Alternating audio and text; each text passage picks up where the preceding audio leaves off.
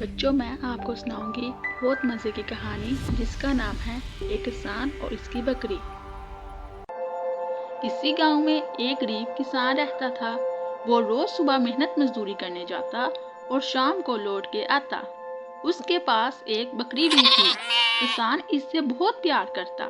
بکری بھی اس کسان سے بہت پیار کرتی تھی۔ ایک دن کسان کو بخار ہو گیا۔ حکیم صاحب نے اسے آرام کرنے کا مشورہ دیا۔ کسان کو دیکھ کر بکری بھی اداس ہو گئی۔ کسان کا بخار تو اتر گیا لیکن اب بکری بیمار ہو گئی۔ کسان اسے کندھے پر اٹھا کر جانوروں کے ہاسپٹل لے کر جا رہا تھا کہ راستے میں اسے گاؤں کا کسائی مل گیا۔ بولا، یہ بکری بیچو گے؟ کسان نے کہا، ارے بیوقوف، بکری کا گوشت کھانے سے بہتر ہے کہ اس کا دودھ پیتے رہو۔ گوشت تو ایک دفعہ کھا کر بھول جاؤ گے اور دودھ تم مدت تک پیتے رہو گے۔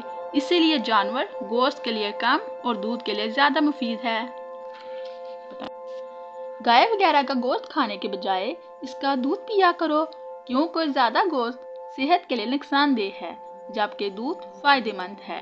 کسائی کسان کی باتیں سن کر سر ہلاتا ہوا ایک طرف چل دیا اور کسان ڈاکٹر کے کلینک کی جانب روانہ ہو گیا۔